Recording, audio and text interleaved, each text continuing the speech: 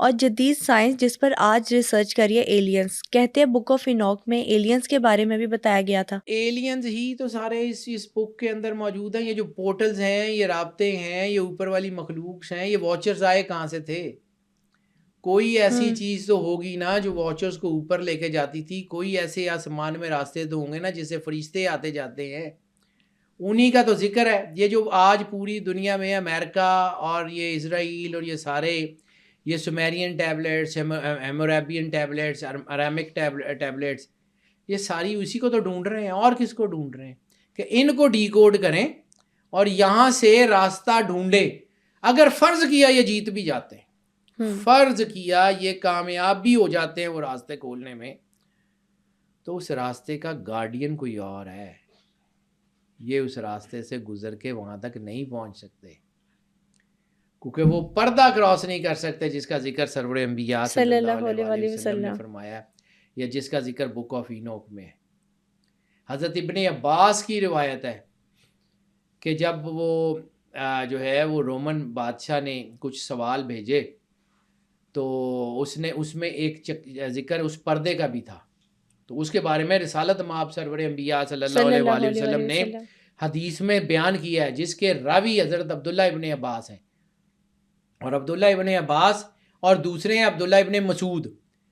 عبداللہ ابن مسعود کے بارے میں رسالت مآب سرور انبیاء صلی اللہ علیہ وسلم کا فرمان ہے کہ اگر تم قرآن کے بارے میں کسی شبے کا شکار ہو جاؤ تو عبداللہ ابن مسعود سے پوچھ لیا کرو.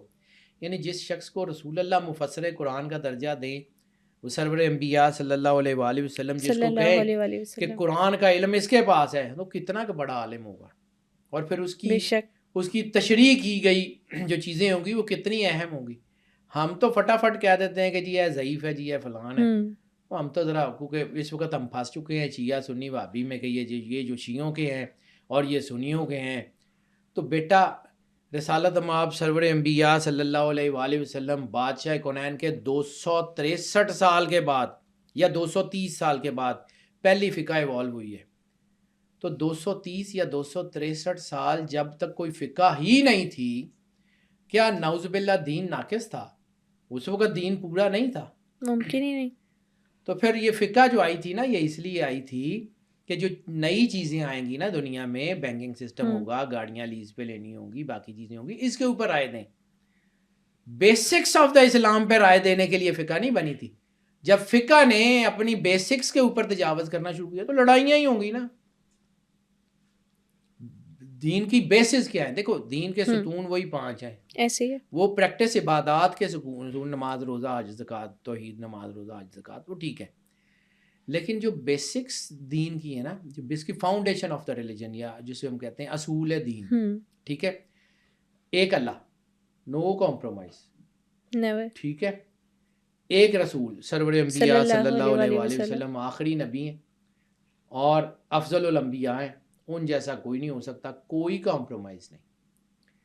ایک کتاب قرآن پاک آخری کتاب ہے، مستند مکمل ترین کتاب ہے، اس میں کوئی تعریف نہیں ہوگی. اللہ کہتا ہے کہ ہم نے یہ کتاب بھیجی اور ہم اس کی حفاظت کرنے والے ہیں. وہ کتاب جو لوح محفوظ میں ہے وہ محفوظ ہے، اس کو کوئی ہاتھ نہیں لگا سکتا. 3 ہو گئی. چوتھی، سرور انبیاء سرکار ختمی مرتبت بادشاہ کونین سے جس نے محبت کی، یا جس سے رسالت مآب سرور انبیاء صلی اللہ علیہ وسلم نے محبت کی، اس کی محبت واجب ہے. جس سے رسول اللہ صلی اللہ علیہ وآلہ وسلم نے دشمنی کی، یا جس نے رسول اللہ صلی اللہ علیہ وآلہ وسلم سے دشمنی کی، اس کی دشمنی واجب ہے. یہ بیسکس ہیں جو مجھے سمجھ آتی ہیں. مطلب I never claim to be the best one، نہ میں عالم ہوں نہ مفتی ہوں، لیکن میں جس پیرامیٹر پہ دیکھتا ہوں مجھے یہ دین سمجھ آتا ہے، ٹھیک ہے. اور مطلب سب سے پرانا جو ہے وہ فقہ کا جو مدرسہ ہے وہ عبد الوہاب نجدی کا، تو وہ بھی یہ 300-400 سال پہلے سے نہیں ہے، 1000 سال تک جو ہے وہ مدرسے بھی نہیں تھے کوئی بہت بڑے. باقر العلوم نے ویسے ہی جلا دی تھی جہاں سے فقہ نکلی.